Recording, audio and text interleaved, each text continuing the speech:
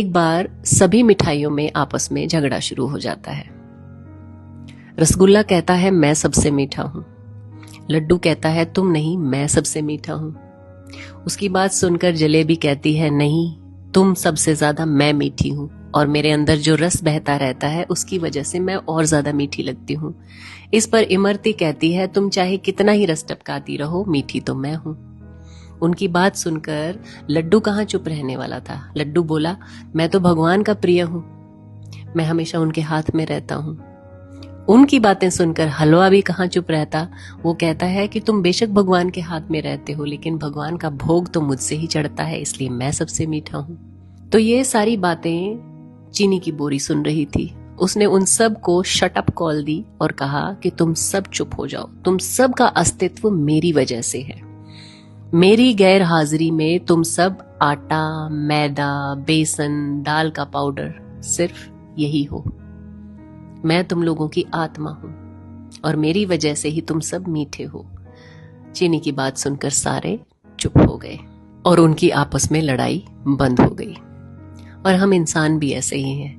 किसी को बड़ी गाड़ी का गुमान है, किसी को बड़े घर का गुमान है, कोई अपनी जमीन जायदाद का घमंड करता है, कोई ऊंचे खानदान की दुहाई देता है। हर कोई एक दूसरे को इसी तरह से दबाना चाहता है। अरे भैया, झगड़ा किस बात का? इस क्षणभंगुर शरीर पर जो सिर्फ एक दिन माटी हो जाना है। याद रखिए, भगवान को सब कुछ मंजूर है, लेकिन घमंड, अभिमान, दूसरे को नीचा दिखाना, ये सब बिल्कुल नहीं भाता। हमारे शरीर की शोभा सिर्फ तभी तक है जब तक इसके अंदर जान है।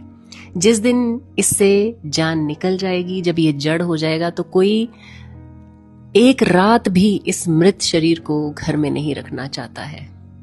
और हम इसी बात को पहचान नहीं पाते हैं कि एक दिन हम यहां से रवाना हो जाएंगे, फिर हमारा भी सारा प्रोग्राम दूसरे लोग ही बनाएंगे, मिट्टी में मिल जाएंगे, लेकिन फिर भी जीवन भर इस शरीर को संवारना सजाना छोड़ते नहीं हैं, अपनी इस अकड़ को तोड़ते नहीं हैं, दूसरों की मदद करने की सोचते नहीं हैं।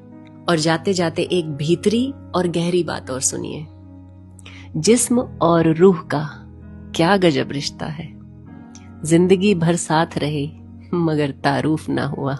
ये कैसा सफर है, कहाँ जा रहा हूँ मैं अपनी